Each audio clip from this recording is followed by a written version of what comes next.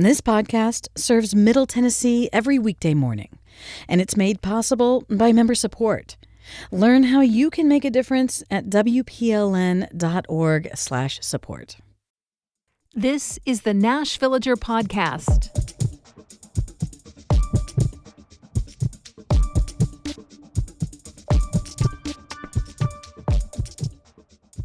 It's November 6th, 2025. On this day in 1217, a document called the Charter of the Forest became law in England. This was 2 years after the Magna Carta, and quite frankly, it should probably get as much, maybe even more credit than the Magna Carta for establishing the precedent that a government ought to grant and preserve the rights of individuals. To be fair, the name the Charter of the Forest sounds almost whimsical in comparison to the gravitas of Magna Carta. But the more famous document, which King John of England was forced to sign in 1215, didn't actually change expectations. Basically, it put into writing a lot of things that had been customary until King John turned into a despot and started breaking those customs. And aside from a line or two, it was almost exclusively about the rights of nobles. The Magna Carta really wasn't that concerned with helping out regular folks. What's more, the same day the king signed it, he sent a letter to the Pope asking the church to overturn the agreement, and the Pope quickly agreed. But then King John died, a little over a year after the whole Magna Carta mess. His 9-year-old son was made king, but he was obviously too young to run things on his own. The barons reinstated a watered-down version of the Magna Carta, and then the folks running the kingdom for the young King Henry III did something much more revolutionary. They enacted a law that went beyond previous custom to put the power of the monarchs in check where land ownership was concerned. For generations, kings had just sort of gobbled up the best land for their own use and enacted harsh penalties for locals who dared try to hunt or even collect firewood for themselves on those properties. The Charter of the Forest established a number of rights of access to people at every level of society. And those particular rights were at the heart of making it possible for regular folks to sustain themselves. The right to get drinking water from a clear stream, to forage for food, to cut trees and reeds for use in building and repairing their homes. If anything, that's the more direct ancestor to our own founding documents here in America, even if the founders had more to say about the Magna Carta. The Charter of the Forest was the UK's longest-standing law, in effect for more than 750 years, until 1973, when it was replaced by a more modern statute dealing with nature and outdoor spaces. I'm Nina Cardona, and this is your daily digest of what's happening around Middle Tennessee with historical context from Nashville Public Radio, WPLN News. So I mentioned the Bill of Rights a moment ago, and most of us learn at least something in school about the rights that are enshrined in that document. We certainly hear mention of some of them quite often in court cases and political conversations. But did you know that our state constitution also codifies what rights you have as a Tennessean? In fact, Article 1 of the Tennessee Constitution is subtitled Declaration of Rights, and it's a 36-point list. There are some shared themes with the Bill of Rights and the U.S. Constitution, but the state constitution gets more granular.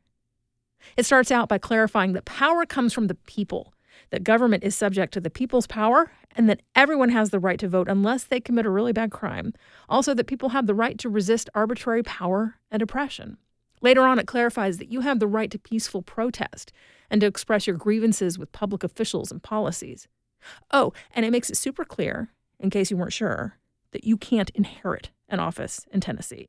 Basically, there are about 5 different ways of spelling out that this is a democracy. And it explicitly protects the right of the press to keep a watchful eye on government and for journalists to speak freely about what they see officials doing. It bars any kind of political or religious test for holding office or serving on a jury, while saying everyone has the right to worship a deity according to their own conscience, and that nobody can be compelled to religious participation. It also states in no uncertain terms that, quote, no human authority can, in any case whatever, control or interfere with the rights of conscience, and that no preference shall ever be given by law to any religious establishment or mode of worship. It gets quite specific about setting limits on search and seizure, confiscation of property, and about barring multiple trials for the same crime. It says Tennesseans accused of breaking the law have a right to trial by a jury, to facing their accusers, to all the things we consider standard in a trial, like having a lawyer or presenting defense witnesses. It says laws can't apply retroactively to violations that occurred before the law was adopted. If you're found guilty of a crime, the Declaration of Rights says prisons in this state should be safe with humane treatment of prisoners. And it makes it clear that once a criminal is dead, that person's family can't be held responsible for the deceased actions. It says there's no such thing as a debtor's prison in Tennessee. Now, those had been a thing in some parts of the U.S. in the first few decades after the nation was established, so it's a detail that had to be spelled out. The state constitution also says your services and property can't be taken from you without just compensation. And it specifically outlaws slavery and says that monopolies are not allowed. Interestingly, as it gets into language about militias, which is often taken now to mean the National Guard, it takes a stand that doesn't really align with how we handle things now. It acknowledges that a well-regulated militia is important for defense purposes, but also says, quote, standing armies in time of peace are dangerous to freedom. They ought to be avoided as far as the circumstances and safety of the community will admit, and that in all cases the military shall be kept in strict subordination to the civil authority. Now, just so you know, this portion, Section 24, is at the heart of the legal arguments that were made this week in the hearings over whether Governor Bill Lee overstepped by deploying the Guard to Memphis. The next section after that states that only members of a militia or army are subject to martial law, that nobody can be forced to house a soldier or be compelled to carry a weapon. On the flip side, the Declaration of Rights also says that regular citizens have the right to have firearms for, quote, the common defense, but also that the legislature has the right to issue laws regulating where you can take those guns with you. Interesting, there's a sort of American South version of the Charter of the Forest built into the Constitution in the section that says every Tennessean has a right to freely navigate on the Mississippi River. It does single out that one river, though. And then the last two sections, which are the ones most recently added to Tennessee's Constitution, sort of deviate from the formatting that was used all through the first 34. One is basically an insurance policy for the state's abortion ban. Before it states a right, the section says that nothing in the Constitution should be interpreted as protecting the right to have an abortion or to obtain funding for one. And then the right it enshrines is the right to have your legislators pass laws regarding abortion. The other is a list within a list, outlining the rights and protections that victims have in court. And there you have it. Those are your rights as a Tennessean, listed in and protected by our state constitution. In just a few minutes, a mid-state professor who believes her rights were violated when she was fired for an online reaction to Charlie Kirk's death. That's coming up after the newscast.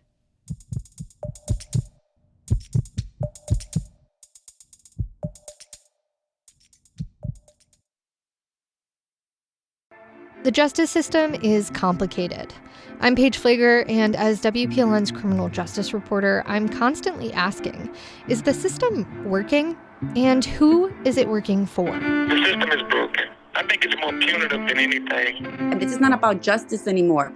This is about vengeance. We're trying to get justice from a justice system that failed us. How policies impact real people. Hear their stories here on WPLN News. Here's the latest from WPLN News. More than 100 students, professors, and community members gathered on Vanderbilt's campus yesterday to demand that the university reject the Trump administration's higher education compact. That agreement would require schools to, among other things, limit enrollment of foreign students and abolish practices that belittle conservative ideas. In exchange, they'd get preferential access to funding and visa approvals. Professor Jonathan Gilligan has been at Vanderbilt for 31 years. They say the compact's vague language is a threat to the school's independence. We have international students who are afraid to express themselves because they're afraid they could be deported because of their political views. Vanderbilt needs academic freedom for us to discuss ideas, even controversial ideas, and I fear that the compact and other deals that the federal government's trying to make with universities will limit our ability to teach the truth as we know it and to have free discussions about matters that are controversial. Vanderbilt has not signed the compact, but has agreed to continued conversations with the Trump administration. Flags at the White House are flying at half staff this week in honor of former Vice President Dick Cheney. Cheney died on Monday. But so far, the flag at Tennessee's state capitol is at full staff. A web page on the flag status belonging to the Tennessee state government indicates no change. Traditionally, flags are lowered in accordance with federal law when a prominent political figure dies, such as past presidents and vice presidents. It stays at half-staff for several days or until the day of their funeral. So far, President Trump has not issued a presidential order. It's unclear if Governor Bill Lee is waiting for an official proclamation. Nashville does not seem to be on the list of airports targeted for the federal government's unprecedented slowdown of air traffic, but it still could affect planned trips to or from Nashville, depending on what city is on the other end of those flights. 40 high-traffic airports will see their traffic cut by 10%. The official list has not been made public, but CBS News has obtained a copy from a source.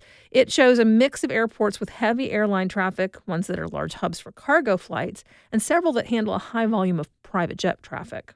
The move is the Federal Aviation Authority's reaction to air traffic controllers calling in sick or taking off to work other jobs rather than continue directing air travel without pay during the government shutdown. Well, amidst the shutdown and the pinch of food aid benefits, Nashville is moving forward with free bus fares for some. Still, WPLN Cynthia Abrams reports some Nashvillians feel it's not quite enough. Nashville is celebrating 1 year since its successful transit referendum. That's when voters approved a tax hike to fund massive transportation upgrades. Now, Metro is officially launching a new program funded by those tax dollars, Journey Pass. We've already enrolled more than 2,500 people into the Journey Pass program, who have already taken more than 14,000 rides. That's Sabrina Sussman, who's overseeing the transit plan's rollout. That's a really big deal for people living on a limited budget, who are going from paying $4 for a round-trip ride to riding fare-free. The program is available to Nashvillians who receive social services, like SNAP or Section 8 vouchers, or are helped out by partner organizations. But because it's in the early stages, not everyone who's eligible has signed up. That's leading some residents to ask for Metro to make all bus fares free until the government shutdown ends and food aid benefits are restored. Here's local organizer Manon Hall. You just put a bag on the box, people get on the bus, and then they're not going to have to pay for it. That's $4 back that they could spend on a meal that day. More than 40 organizations have signed a petition asking for frozen fares. Nashville's Metro Council passed a resolution this week asking for the same. The mayor says that won't happen, but they are working to get more SNAP recipients signed up for Journey Pass as soon as possible. Cynthia Abrams, WPLN News. Metro Action Commission will be enrolling SNAP recipients in the free fare program from 10 to 1 today. Further sign-up sessions will be held at the downtown bus station today through Sunday. Property taxes for Nashville are mailed out in early October. Most people look at the amount, maybe grumble under their breath, but pay and move on. But not this time. More than 14,000 property owners in Davidson County complained and are fighting back. And now the state comptroller's office is reviewing property values, specifically in the lower Broadway area, where several bar owners fear they could be priced out of the entertainment district. The appeals process will reopen early next year if more businesses want to challenge their assessments. The Museum of Christian and Gospel Music opened in Nashville on October 3rd.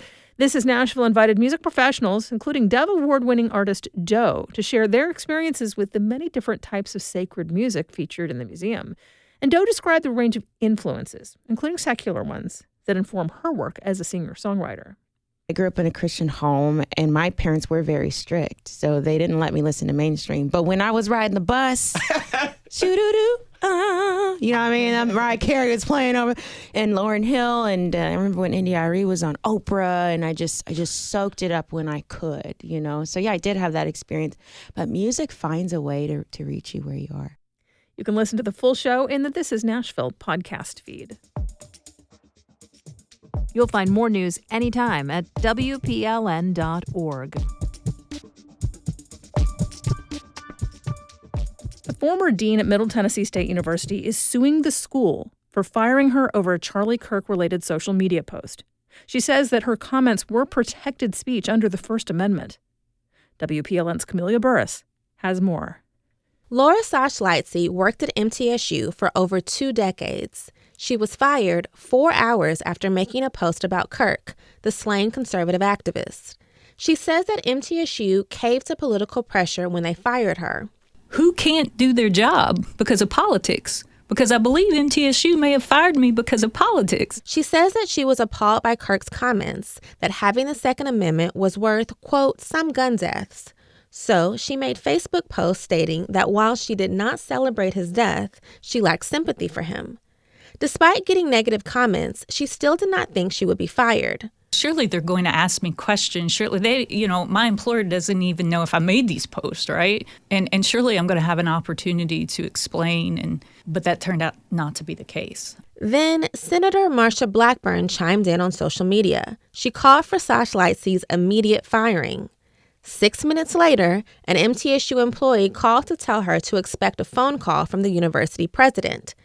Sydney McPhee then called to fire Sash Lightsey, saying she caused irreparable harm to MTSU and could no longer be trusted to work with students.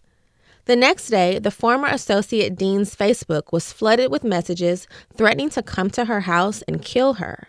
She panicked when the doorbell rang. My first thought was, oh gosh, are they coming to get me? What is this? So I go, and it's my friend, and she's like, Laura, I need you to pack a bag, and you need to get out of the house. So she went into hiding. She's applied for about 45 jobs, but says she's only gotten silence or rejection. MTSU ran a red alert banner on its homepage announcing her termination. This is typically used for campus emergencies. It's like I killed someone. It's like I killed Charlie Kirk, and I'm dangerous, and we have to let everyone know that this menace to society is gone. An MTSU representative said that her termination warranted this response because of the disruptions caused by her post. Marsha Blackburn didn't respond to requests for comment. Camelia Burris, WPLN News. We do this roundup of Nashville news every weekday. Please consider subscribing on your favorite podcasting app. Thanks so much to all of you who've left 5 stars, a thumbs up, or a review in your app of choice. That little bit of love really does tell the algorithms that more people should hear about us. And of course, everything at WPLN News is listener supported. You can make a donation at WPLN.org. And that's it for today. Thanks so much for listening. Let's make this day a good one, and we'll catch back up tomorrow.